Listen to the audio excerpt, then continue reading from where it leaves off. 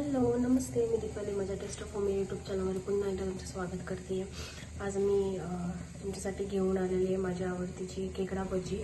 खेकडा भजी सगळ्यांनाच आवडते. कांदा भजी जी कडक कडक असते, गोल नाही, कडकवाली भजी घेऊन आलेली आहे. तर मी त्यासाठी कांदे घेतलेले आहेत. कांदे सोलून ठेवले ते मी.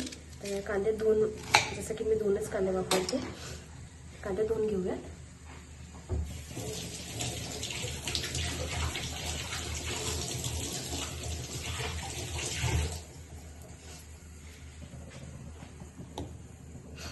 आता याला आपण उभं उभं कट करून घ्यायचं आहे. पातळ पातळ कट करायचं एकदम.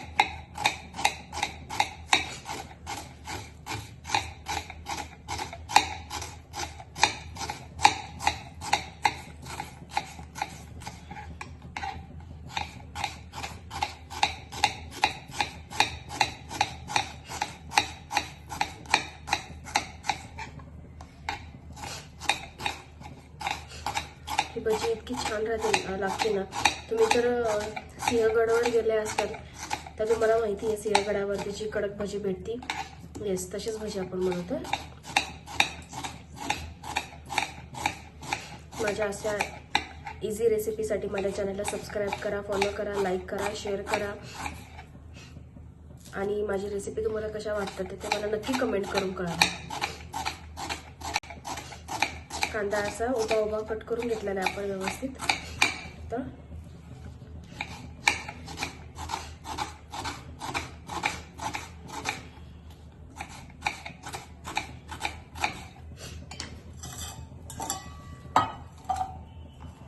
पातेल्यात घेऊयात काढून कांदा.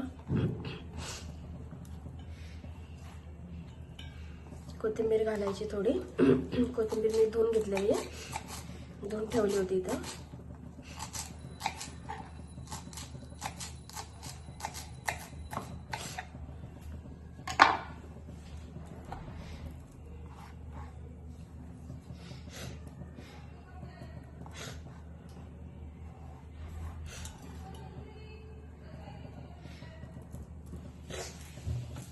यात घालणार आहोत आपण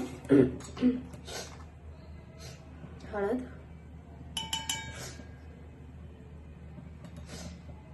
जिरे, ओवाही घालायचा आहे. माझ्याकडचा ओवा नेमका संपला. मी कालच बडीशेप आणि ओवा भाजून ठेवला रात्री जेवणानंतरचा खाण्यासाठी. तर माझ्याकडचा ओवा संपला आहे. तर तुम्ही ओवा नक्की घाला, कारण ओव्याने एक वेगळीच टेस्ट लागते त्याला. आणि आपली जी तर्रीची जी मिरची राहते ना, ती तर्रीची मिरची टाकायची. तिखट मिरची घालू नका. जी मसाला असतो तो नाही घालायचा आपल्याला. तर्रीची लाल तिखट घालते आपण.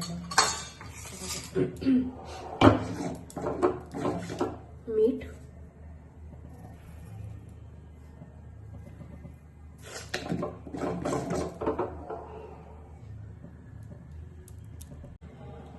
आता यात घालूयात बेसन पीठ.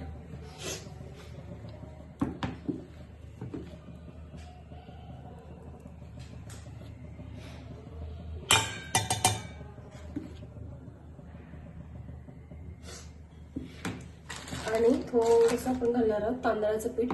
तांदळाचं पीठ हे बाइंडिंगसाठी घालायचं आपल्याला. तांदळाच्या पिठाने बाइंडिंग खूप छान होतं आणि अजून जास्त छान कुरकुरीत होतं. थोडंसं मी 1.5 चमचा तांदळाचं पीठ घातलेलं आहे ह्याच्यामध्ये.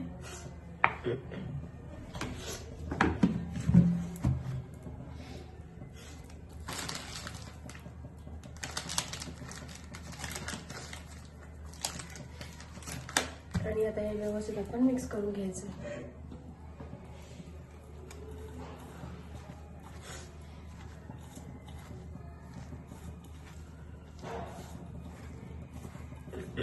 मी यात पाणी नाही घालणार आहे, म्हणजे घालणार आहे पण एकदम हार्डली थोडंसं. एक नावाला 1 चमचाभर पाणी घालणार आहे फक्त, मिक्सअप करण्यापुरतं. त्याला नंतर ऑटोमॅटिक त्याचं आमचं जे पाणी आहे कांद्याचं ते सुटतं.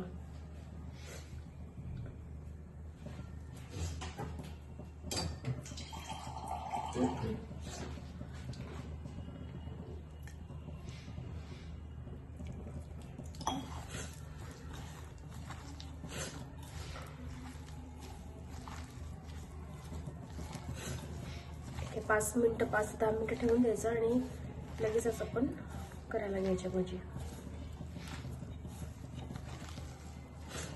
थोडंसं पीठ तुम्हाला जर वाटलं तर तुम्ही घालू शकता.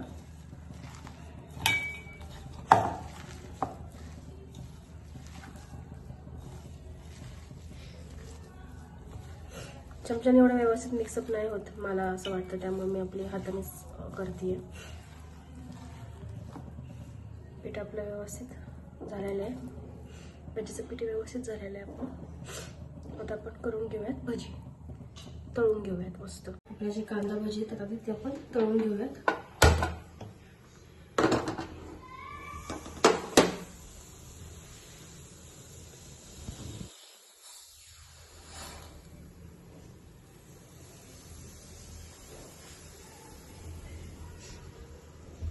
कढई पुसून घेते, नंतर म्हणजे गॅसही वाजतो आपला आणि तेल घातल्यानंतर ते तडतड तडतड उडून अंगावर उडायला नको मला, पूर्ण कोरडे करून घ्यायची आहे.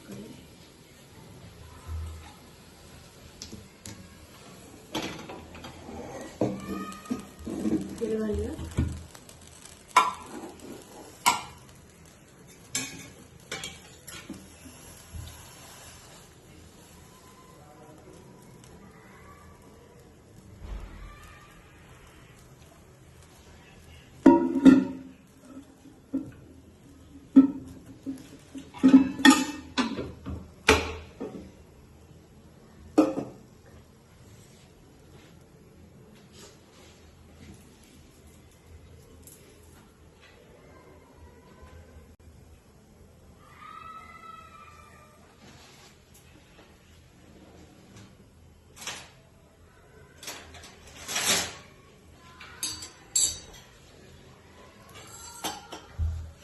तेल तापस तोपर्यंत आपण तेल काढण्याची भजीची तयारी करूयात. माझ्या चपातीची जी नेटची जाळीची जी प्लेट आहे त्याच्यावरती मी आपला टिश्यू टाकला आणि टिश्यू घालून घेतला.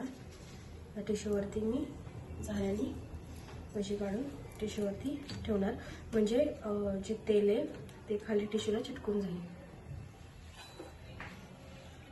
थोडंसं मीठ चेक करून बघा, माझा उपवास आहे त्यामुळे मी आता मीठ चेक नाही करत आहे. दुसरी गोष्ट म्हणजे तुमच्याकडे जर तांदळाचं पीठ नसेल तर काही प्रॉब्लेम नाही आहे. तांदळाचं पीठ नसेल तर तुम्ही फक्त आपलं जे डाळीचं पीठ आहे तेच फक्त घालू शकता. असं काही नाही आहे की तांदळाचं पीठ हे घातलंच पाहिजे. माझ्याकडे अवेलेबल असतं म्हणून मी हे बाइंडिंगसाठी यूज केलेलं आहे. तेल तापले का नाही बघूयात. नाही, अजून एवढं काय तेल तापलं नाही. भजी शक्यतो हे हातानेच घालायचे, म्हणजे त्याचे थोडेसे मोकळे पडतात भजी. आणि माझा म्हणजे माझा सगळा स्वयंपाक झालेला आहे, त्यामुळे मी भजी करायला घेतलेली. हे जे भजी आहेत खेकडा भजी, हे गरम गरमच खायचे, कारण गरम गरमच ते एकदम कुरकुरीत लागतात. जर तुम्ही नंतर जर खाल्लं तर ते लूज पडतात हे भजी. त्यामुळे हे जेव्हा तुम्हाला करायचे तळायचे त्याच वेळेस तुम्ही लगेचच सगळं आपलं हे जे बॅटर आहे ते बॅटर बनवून लगेचही करू शकता, किंवा तुम्ही करून हे मुरतही ठेवू शकता. आता आपलं तेल तापलेलं आहे, मी घालते कांदा भाजी, खेकडा भाजी.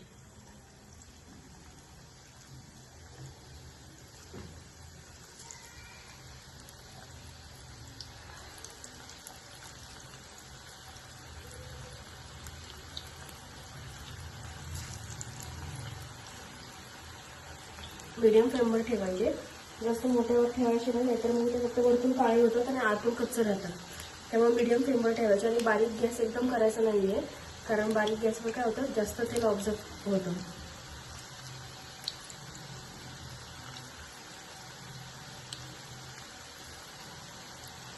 आणि इथं आहे जागा.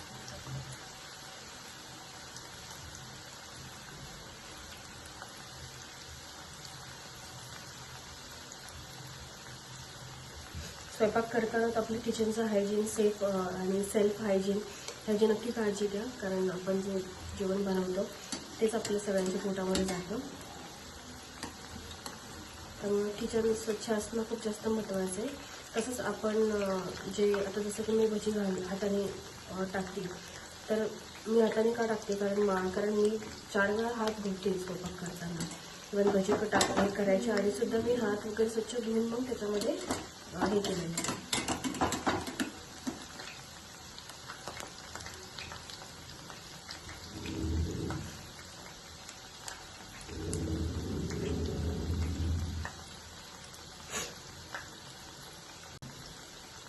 मीडियम फ्लेमवरती होऊन द्यायचे 2-3 मिनिटं.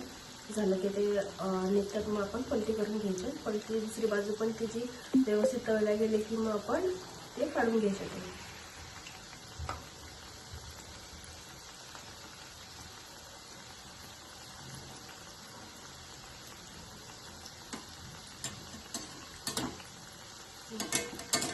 जसजसे होतात तसतसे ते लगेच निघतात. पलटी करून घेऊयात आपण.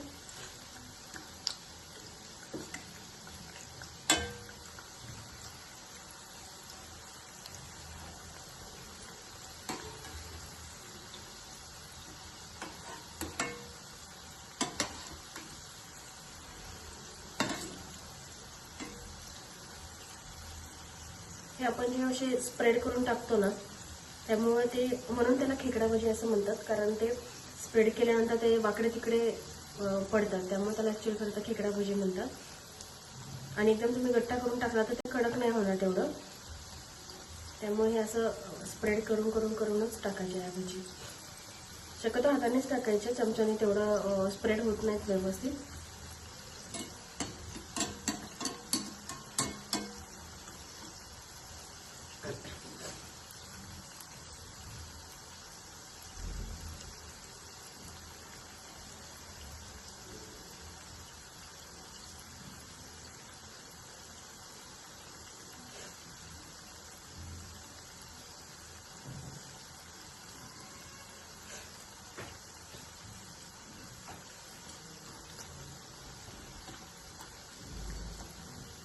या भजीसोबत तुम्ही सॉस खाऊ शकता किंवा भजी तोंडीला खाऊ शकता. नसते तुम्ही आपला टोमॅटो सॉस किंवा पुदिन्याची चटणी करू शकता त्याच्यासोबत, किंवा कांद्याची सुद्धा चटणी त्याच्यासोबत छान लागते. शेजवान चटणी जर तुमच्याकडे अवेलेबल असेल, शेजवान चटणीसोबत सुद्धा ही भजी खूप छान लागते. किंवा तुम्ही एरवी नुसतं जरी भजी खाल्ली तरी सुद्धा तुम्हाला ती भजी चांगलीच लागते.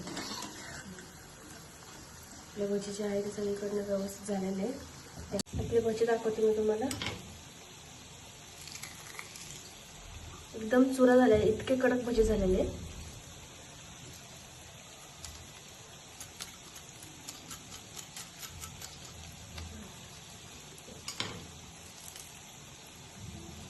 इतके छान कुरकुरीत भजी झालेले आपले, मस्त.